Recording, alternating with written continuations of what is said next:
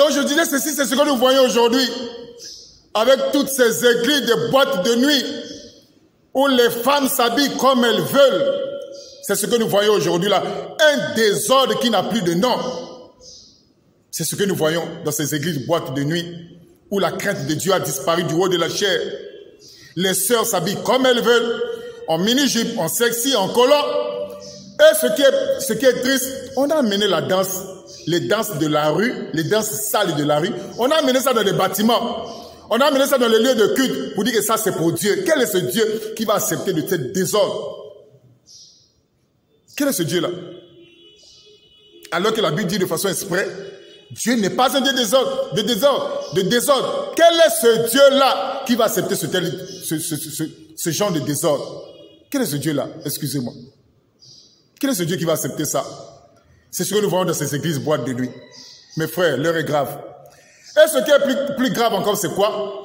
Même les anniversaires, au lieu de fêter leur anniversaire chez eux à la maison, mais le lieu de culte est devenu des lieux d'anniversaire, des pasteurs.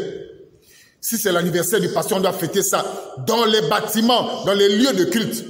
Le lieu de culte est là pour écouter. Nous sommes là pour écouter la parole. Lorsque nous venons dans les lieux de culte, c'est pour écouter la parole de Dieu. Ça là, c'est pour écouter la parole de Dieu.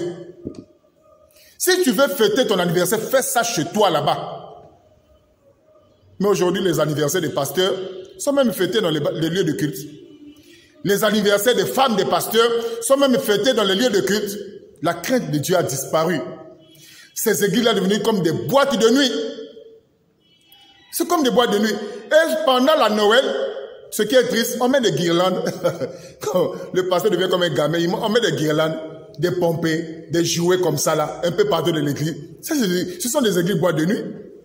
Je vous dis la vérité. Ce sont des églises boîtes de nuit. Et pendant ces églises-là, mes frères, pendant la louange ou l'adoration, la poubelle, c'est du reggae, c'est du Michael Jackson, c'est toute la musique sale qu'on a menée, on a enlevé juste les paroles et on a mis leurs propres paroles et on a donné ça à Dieu. Comme s'il n'y avait plus d'inspiration. C'est ce que nous voyons aujourd'hui là. Le désordre, mes frères, ne soyez pas surpris de ces églises désordres là. Au contraire, nous devons nous réjouir. Nous à qui Dieu, par sa grâce, a donné les yeux pour voir ce désordre-là. On doit dire merci Seigneur, tu m'as ouvert les yeux pour voir ce désordre-là. C'est incroyable. C'est incroyable, un désordre comme on ne peut jamais imaginer. Alors moi je me pose une question à ces églises-là, à ces pasteurs qui cautionnent ce désordre-là. Est-ce que ce sont des véritables pasteurs ou ce sont des agents de Satan? Ou juste des séducteurs qui sont là pour distraire le peuple de Dieu? Je me pose mille et une questions sur ça. Parce que la Bible est plus que claire. Dieu n'est pas un Dieu de désordre.